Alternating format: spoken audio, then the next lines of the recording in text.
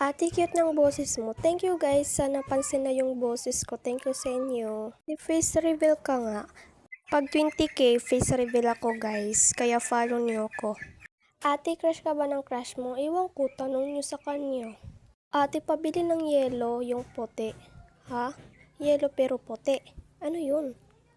Ate, nadapa ako, napindot ko yung follow. Ay, thank you sa pag-follow. Kaya follow niyo rin ako guys kapag di kayo naka-follow sa akin.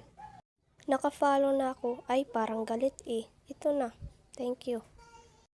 Te, tao ka ba? Hindi be. Hayop ako. Oo. Nakikita mo naman, di ba? Ate Keisha, ano name niyo po? Ay, Beset. Sinabi mo na nga eh. Tinatanong mo pa. Ate. What? Ate, ba't ang baho ng tae mo kahit mabaho naman? Ha? Nakita mo na ba? Nakaamoy ka na ba ng mabango na tae ha? Sige nga. Ate, sino po crush niyo? Si ano ba yun? Sino ba yun? Eme.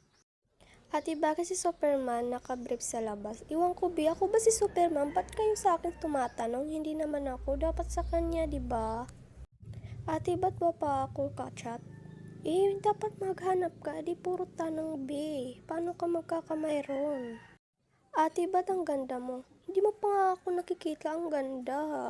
But thanks. Naka-follow na ako, di pa din napapansin. Ito na, napansin na kita, wag ka na umiyak. Miss mo? Oo, B, matagal na, miss ko na siya. Hi ate, hello sa'yo. Sali mo ko sa video te. Ito na, nasali na kita. Ate pa shoutout, ito na, shoutout sa'yo B. Ba't nahulog ako sa puso mo? Sure ka sa puso ko? Baka sa sa kanal ka nahulog. Siguraduhin mo yan. Ate, crush kita. Ay, paano ba yan? Hindi kita crush eh. Siguro maghanap ka na lang ng iba. Real kasi ako sa isa dyan eh.